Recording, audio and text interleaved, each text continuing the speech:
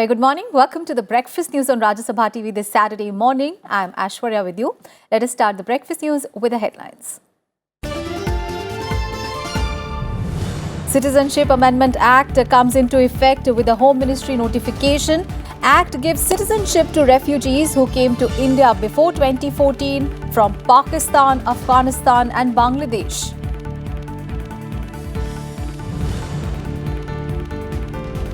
Prime Minister Modi to be in West Bengal for a 2-day visit. Prime Minister to take part in 150th anniversary celebrations of Kolkata Port Trust and dedicate 4 renovated iconic buildings in Kolkata to the nation.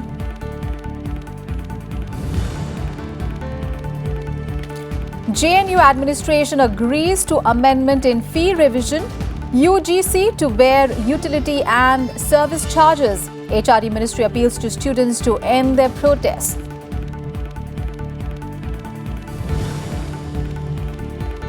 International Energy Agency acknowledges government's reforms in the energy sector.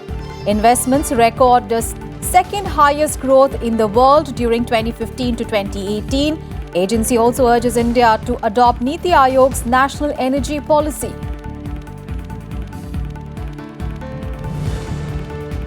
And at least 9 charred to death as the bus bursts into flames after accident in Uttar Pradesh's Kannauj. Prime Minister Modi expresses grief. State government announces 2 lakh rupees ex gratia to the families of the deceased and 50,000 to injured.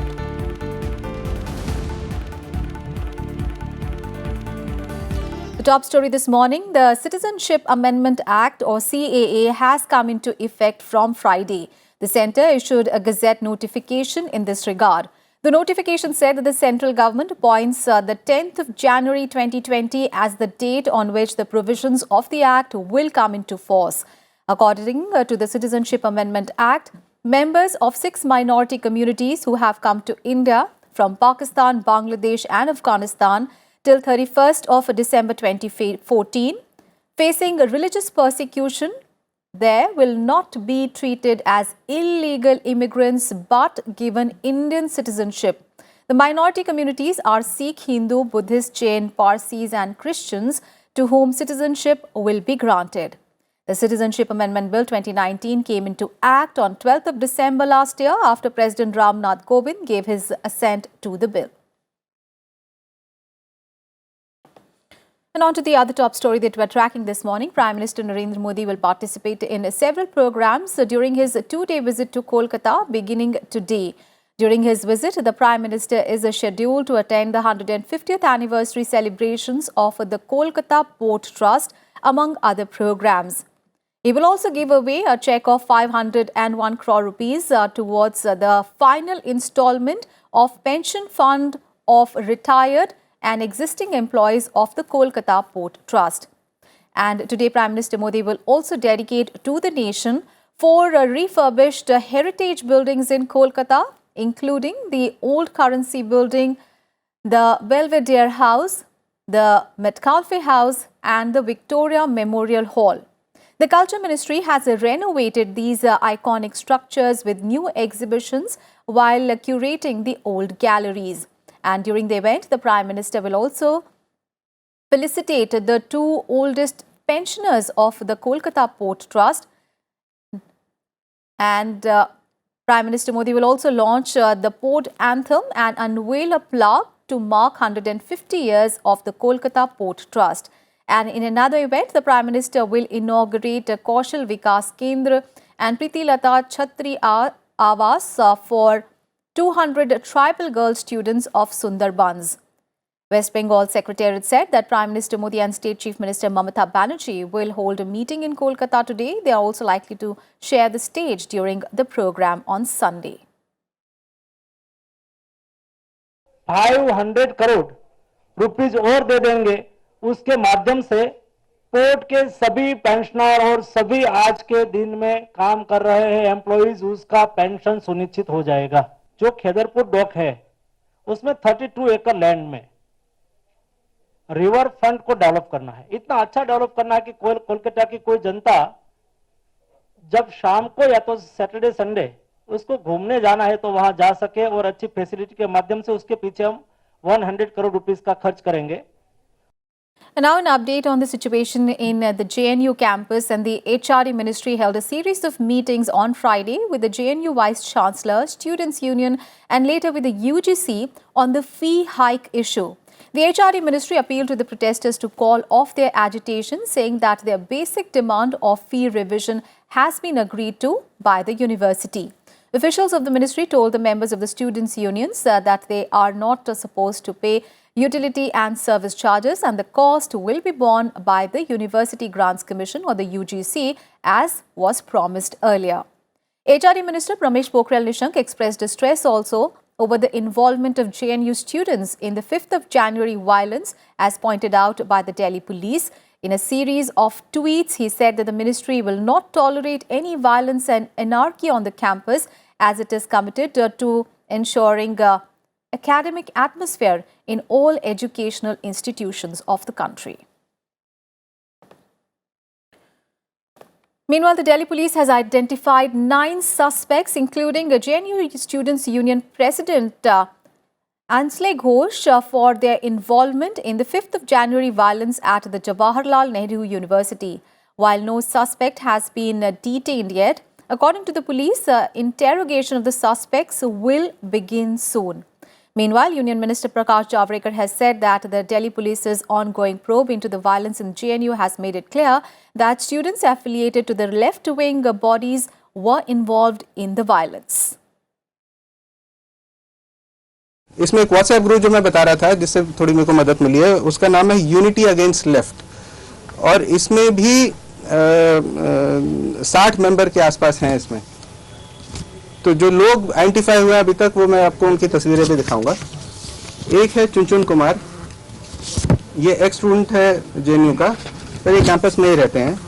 एक है पंकज मिश्रा, ये माही Mandvi hostel में रहते हैं। आयशी Ghosh madam को हम सभी ने देखा, she is the president elect JNU SU. और ये एक सेकंड प्लीज, पंकज मैं आपको दूंगा, नाम दूंगा। Students front of India, all India students federation, all India students association और डेमोक्रेटिक स्टूडेंट्स फेडरेशन, इन्हीं के एफिलिएशन में है सर। एक ये भास्कर विजय मेक हैं, ये भी स्टूडेंट हैं जेएनयू के। Sucheta Talukdar, she is a counsellor JNU. और ये प्रिया रंजन है, बीए 3rd ईयर। और एक है Dolan Samant, she is student counsellor. और योगेंद्र भारद्वाज है, ये पीएचडी कर रहे हैं संस्कृत में। और योगेंद्र भारद्वाज संस्कृत में पीएचडी कर रहे हैं, ये एडमिनिस्ट्रेटर है ये यूनिटी अगेंस्ट लेफ्ट के। So we have identified him also. और एक विकास पटेल है जो कि आपने काफी सारे उसमें देखा होगा। आज साफ हो गया कि लेफ्ट ऑर्गेनाइजेशन के स्टूडेंट्स विंग ने ही ये किया है और हिंसा जबरदस्त की, प्लानिंग से की, 4 दिन से की, और शिक्षा का सत्र रोकने के लिए की, और प्लानिंग से सर्वर को खत्म किया, और प्लानिंग से सीसीटीवी को डिसेबल किया क्योंकि उनका पाप छुपे। और 4 दिन इस पर कोई चर्चा नहीं हुई। 5 तारीख को जब दूसरे भी यूनिटी अगेंस्ट लेफ्ट है, उसमें सारे मजहबों के लोग हैं, तो ये जब सामने आए तो मारामारी और हुई। तो ये जो है, ये हिंसा की हम भर्त्सना करते हैं। आज पुलिस ने सच्चाई सामने लाई है। अब मेरी अपील है कि ये जो राजनीतिक दल है, इनका ये गुनाह है कि जो छात्रों को राजनीति के लिए अपना उपयोग करते हैं। News from Jammu and Kashmir now. Envoys of 15 countries concluded their 2-day visit to Jammu and Kashmir on Friday. US Ambassador to India, Kenneth Juster, was among the envoys who visited the newly formed Union Territory. On the second day of their visit, foreign diplomats interacted with the civil society members about the situation in the valley. Most delegates from civil society told the envoys that they supported the abrogation of Article 370. Vietnamese ambassador to India said that he saw normalcy in the daily lives of the people during the visit. I see the normalcy in the daily life of the people, which is a very positive sign. Number 3, we have been able to interact with different group, and the feelings from this, those group is that they are very happy with the current situation. The diplomats also met with Lieutenant Governor of Jammu and Kashmir, Girish Chandra Murmu, and the senior officials of the administration as well. They were briefed by a high-level team led by Chief Secretary BVR Subramanian and DGP Dilbagh Singh. Now, this was the first such visit by foreign ambassadors after the abrogation of Article 370 from Jammu and Kashmir.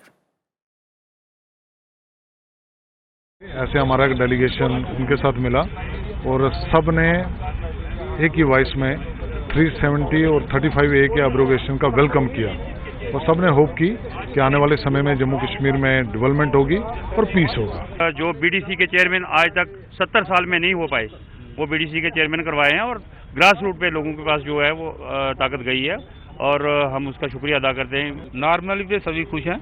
Jammu Kashmir पूरा का पूरा मेरे ख्याल 75% से ज़्यादा लोग जो हैं वो खुश हैं कि यूटी बना और हमें जितनी भी डिस्क्रिमिनेशन हमारे साथ होती थी वो खत्म हो गई है। On to some other news now. Vice President M. Venkaiah Naidu on Friday inaugurated the centenary celebrations of National College at Trichy in Tamil Nadu. While addressing the gathering, Venkaiah Naidu called for collective efforts by all stakeholders to make India a 100% literate country in the near future. Pointing out the low literacy rates in India, the Vice President expressed disappointment over the fact that India still has 18 to 20% illiterate population. Naidu asked the educational institutions to provide holistic, value-based education to inculcate cultural, social and moral values in students. He urged the universities and other institutions to implement new education policy with proper modification and also include history as an important part in the curriculum. All the academic people in the country, they should all apply their mind, suggest to implement the new educational policy with all the modifications that are required. History must be part of the education system. You should know what is the history, what is the contribution made by great people for the liberation of this country. We must get back to our roots and then protect our civilizational values. Our colleges, our schools, our institutions must really guide the students to promote our culture. The Vice President also stressed on the need for good education while ensuring social justice and equal opportunities to all. He further said that investing in education is investing in a right future for the country.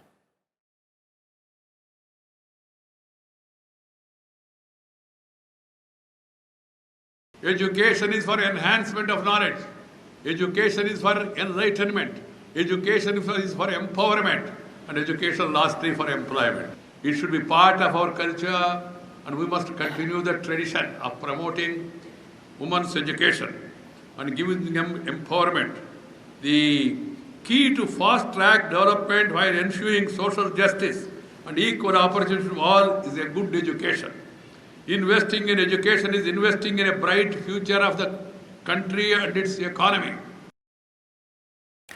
The International Energy Agency, or the IEA, has appreciated India's efforts in the field of energy at the first in-depth review of the country's energy policies. In partnership with Niti Aayog, IEA's report highlights the achievement of India's energy policies and provides recommendations to support the government's goals of promoting well-functioning energy markets and boosting the use of renewable energy.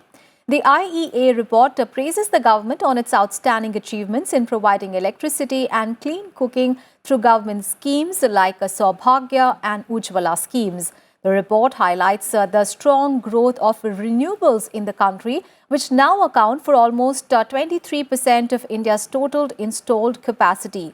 The review also found that energy efficiency improvements in India avoided 15% of additional energy demand, oil and gas imports, and in some other recommendations, the report has suggested to ensure full non-discriminatory access to energy transport networks to encourage investment in the energy sector. It is very important for India to make more use of natural gas now, as the natural gas prices are very low. Make the contracts, open the LNG terminals, and bring the natural gas to the different parts of the country. It will be very important. And as far as oil is concerned, it is important that India also put stocks for the rainy days we may have in the oil markets as a result of some geopolitical event, or it can be a physical disruption here and there. Now India is planning to create gas grid from south to north, from Kanyakumari to Kashmir, from western part, from Kutch to Kohima. We are going to create a robust gas network in our country. 72% of Indian population will be covered with city gas network. Our import terminal are increasing. Our domestic gas production is increasing. We are moving towards a gas hub in our country, for a gas exchange in our country. In all round, creating infrastructure, creating market level playing field, creating more market-friendly policies. We are very much focused. We want to repeat the Gujarat model. When Prime Minister Modi was Chief Minister of Gujarat, he has created a new benchmark in the globe. Today, gas is 23% in the world energy mix, but in Gujarat, it is 26%. We have an ambitious plan to move in that direction. News from Uttar Pradesh now, where at least 9 passengers were charred to death after a bus burst into flames at the GT road in Uttar Pradesh's Kannauj on Friday night. The private sleeper bus caught fire after a head-on collision with a truck on the highway. The accident took place around 9:30 p.m. near Chiloi village. Kanpur's Range Inspector General of Police Mohit Agarwal said that around 25 people have been rescued and admitted to hospital. The police said that there were around 45 passengers in the bus, which was on its way to Jaipur from Farrukhabad at the time of the accident. Chief Minister Yogi Adityanath has sought a report from the DM Kannauj about the incident. The Chief Minister also extended his condolences to the bereaved families and announced an ex gratia of 2 lakh rupees to the next of kin of those who lost their lives and 50,000 rupees to the injured. लगभग 20 लोगों के बारे में अभी स्थिति पूरी तरह स्पष्ट नहीं है। ये आग इतनी भयंकर थी कि जो लोग इस बस में फंस गए, उनके जो जलने के बाद जो शव थे वो पूरी तरह से जीर्ण छीण हो गए हैं, हड्डियां जो हैं अलग थलग हो गई हैं। इसलिए ये बस में देख करके ये पूरी तरह स्पष्ट नहीं हो पा रहा है कि इसमें कितनी डेड बॉडी इस बस में मतलब कितने लोग फंस गए थे और कितनी डेड बॉडियां इस समय इसमें मौजूद हैं। And Prime Minister Narendra Modi has expressed grief over deaths in Kannauj road accident. Prime Minister Modi tweeted that I am deeply saddened to know about the horrific road accident in Uttar Pradesh's Kannauj. I express my condolences to the bereaved families and wish a speedy recovery to the injured persons. The Enforcement Directorate or ED has attached assets worth 78 crore rupees in the ongoing investigation into the money laundering case against Chanda Kochhar and family, former Managing Director and CEO of ICICI Bank. Now, a provision order under the Prevention of Money Laundering Act has been issued for the attachment of assets under the Anti-Money Laundering Act were issued, including Kochhar's Mumbai residence and the assets of a company attached to them. The Enforcement Directorate is investigating against alleged irregularities in the loan case given by the ICICI Bank to Videocon Group and Chanda Kochhar, her husband Deepak Kochhar and others in the money laundering case.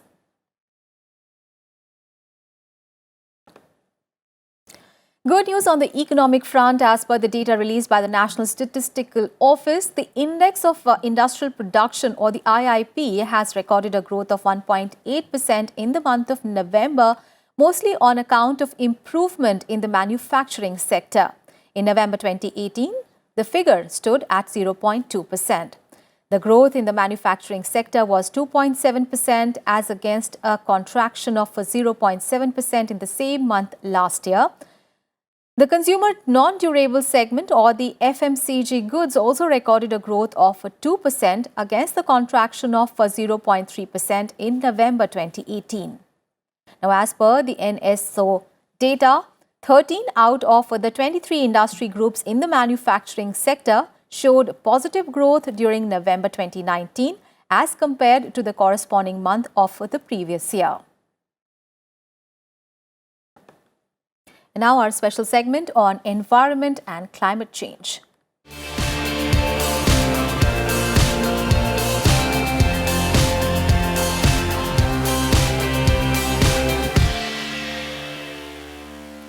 Shrubs and grasses are growing around the Mount Everest and the Himalayas as a result of increasing global temperatures. The ice in the Himalayan region is melting due to rising earth temperatures. While the impact of increased grasses in the region is unknown so far, the scientists say that it could increase flooding in the region. Climate change is already having an impact on the Himalayan communities.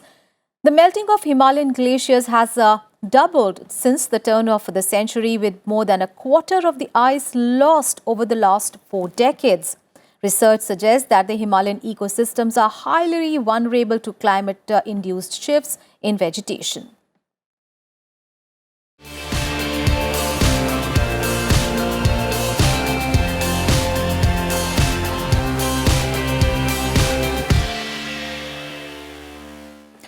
And big story news just coming in. Iran has announced that its military unintentionally shot down a Ukrainian jetliner, killing all 176 people on board. The statement came today morning and called it as a human error for the shoot-down. Remember, the jetliner, a Boeing 737 operated by Ukrainian International Airlines, went down on 8th of January on the outskirts of Tehran during takeoff, just hours after Iran launched a barrage of missiles at the US forces. Iran had denied for several days that the missile downed the aircraft, but then the US and Canada, citing intelligence, said that they believe Iran shot down the aircraft. The plane, en route to the Ukrainian capital of Kiev, was carrying 167 passengers and 9 crew members from several countries, including 82 Iranians, at least 63 Canadians, and 11 Ukrainians.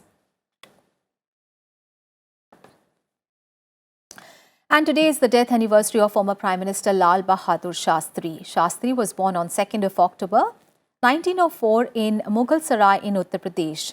Shastri played an important role in the freedom movement. He popularized the slogan Jai Jawan Jai Kisan, recognizing the need for self-sustenance and self-reliance as pillars to build a strong nation. Lal Bahadur Shastri died of cardiac arrest on 11th of January 1966. Vice President M. Venkaiah Naidu also joined the nation in paying tributes to former Prime Minister Lal Bahadur Shastri on his death anniversary today. In a series of tweets, the Vice President said that Shastri served the country with distinction and was known for his simplicity, honesty and humility. The Vice President added his slogan, Jai Jawan Jai Kisan, showed his appreciation for Jawans for protecting the country and farmers for producing food. And Sultan Qaboos bin Said, who ruled Oman for almost half a century, died at the age of 79 on Friday.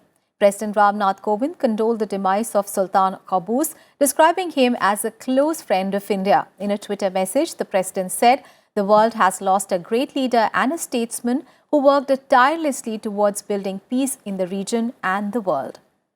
Prime Minister Narendra Modi also condoled the demise of Oman Sultan Qaboos, describing him as a beacon of peace for the region. The Prime Minister said that Sultan Qaboos was a true friend of India and provided strong leadership for developing a vibrant strategic partnership between India and Oman.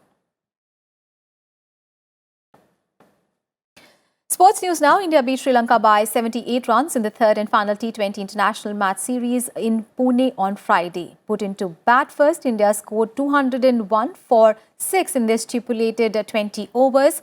Opener KL Rahul and Shikhar Dhawan scored 50 each for India, while Sandakan scalped 3 wickets for Sri Lanka. In reply, Sri Lanka managed only 123 runs in 15.5 overs as there was simply no resistance from the islanders, so with the gulf in class being so evident.